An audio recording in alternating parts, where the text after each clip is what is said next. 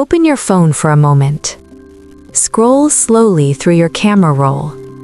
Be honest with yourself. How many of those photos are of a creature that isn't human? Not your lunch, not your face, not screenshots you forgot to delete. A dog, a cat, a small life that somehow feels like family. We live in a world where dogs ride in strollers, cats have birthday cakes, and people casually say things like, "I don't want kids, I already have one," while pointing at their pet. And they're not joking. They mean it. Some people laugh at this. They roll their eyes. They call it dramatic, childish, or excessive. They say it's pretend. But here's what they don't understand. Your brain doesn't experience it as pretend at all. When you look at your pet and feel that rush of warmth, safety, and attachment, your body releases the same bonding chemicals it releases toward a human child: oxytocin, dopamine, signals of comfort and connection. This isn't imagination or sentimentality, it's biology. Your nervous system responds before logic ever has a chance to weigh in. So the real question isn't why people love their pets this way. The real question is why this kind of bond feels so natural to so many people right now. And the answer goes far deeper than cuteness. Here's something we rarely talk about honestly. Human parenting is designed around loss. You raise someone with the understanding that if everything goes right, they will eventually grow away from you. You teach them independence. You encourage separation. You celebrate the day they no longer need you the way they once did. That's healthy.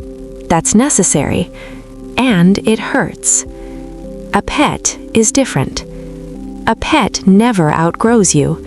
They don't emotionally detach. They don't become distant, critical, or unreachable. They don't leave and forget to call.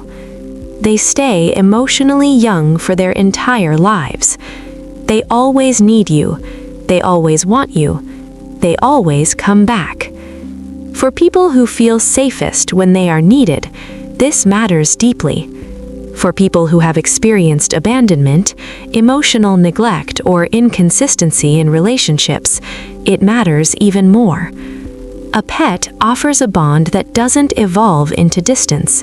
It doesn't cool over time. It doesn't shift into something unfamiliar. It stays warm, predictable, safe. Have you ever felt the overwhelming urge to squeeze your pet because they're just too cute to handle? Almost like your body doesn't know what to do with the emotion?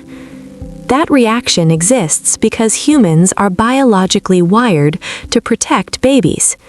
Big eyes, round faces, small noses, clumsy movements. These features activate ancient survival systems in the brain that say, protect this, keep it alive. Human children grow out of those features. Many companion animals don't. Dogs, cats, rabbits, and other small animals retain baby-like traits throughout their lives, and your brain responds to them the same way it responds to an infant. When you lock eyes with your pet, your brain releases oxytocin, the same hormone involved in parental bonding. This isn't symbolic, it's measurable. So when someone says you treat your pet like your child, what they're really observing is that your brain already categorized the relationship that way. Human relationships are complex and fragile. People change. They misunderstand. They disappoint. They leave. Pets don't operate in that emotional space. Your pet will never judge your career choices. They'll never criticize your personality. They'll never withdraw affection to punish you. They don't expect you to perform. For someone who has spent their life being evaluated, criticized, or emotionally abandoned, this kind of unconditional presence feels profoundly healing. It's attachment without fear, connection without the constant anxiety of rejection. Your pet doesn't need explanations. You don't have to be productive. You don't have to be impressive. You don't even have to be happy. You just have to exist. To your pet, you are enough exactly as you are. That's why people spoil them. That's why they cook special meals, buy toys, celebrate birthdays, and let them sleep in the bed. It isn't excess. It's gratitude. Pets provide something rare in modern life, a sense of safety that doesn't come with conditions, a presence that doesn't fluctuate based on your success, mood, or usefulness. There's a common stereotype that people who treat pets like children are filling a void, that they're lonely, that they're compensating. But that explanation is shallow and incomplete. In reality, many pet parents are high-capacity nurturers. They have a surplus of caregiving energy. They're the ones who check on friends, remember birthdays, worry quietly, and notice when something feels off. They care deeply, even when no one asked them to. For Millennials and Gen Z, this dynamic becomes even more understandable. The world is expensive. The future feels uncertain. Traditional milestones like owning a home or raising children feel out of reach for many people. But the instinct to nurture doesn't disappear just because circumstances change. It still needs somewhere to go. Pets become the recipients of that love, attention, and responsibility, not as replacements, but as alternatives.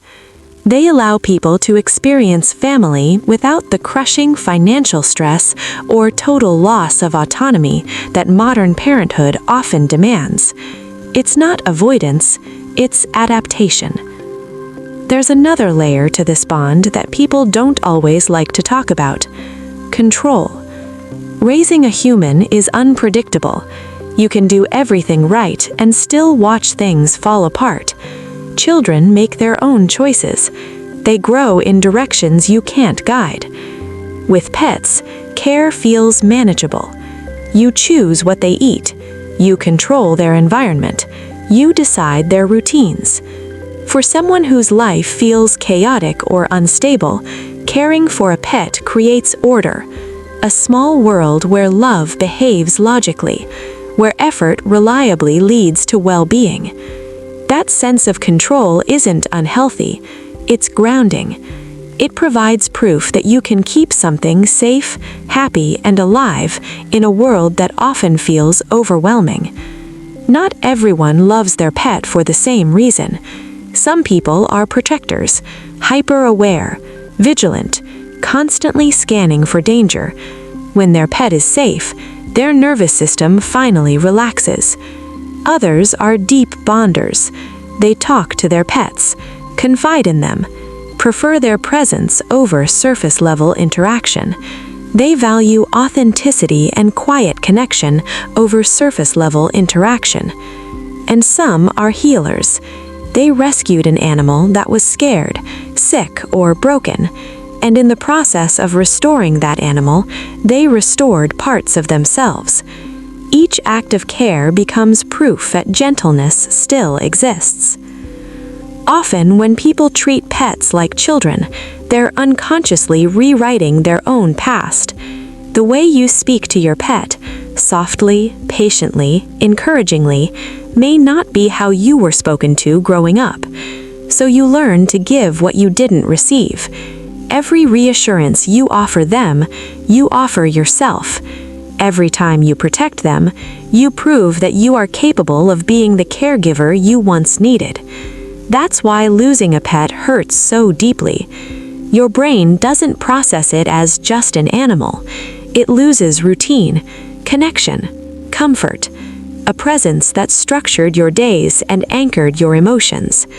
And because society often minimizes this kind of grief, the pain can feel isolating. If you've experienced that loss, your grief is real.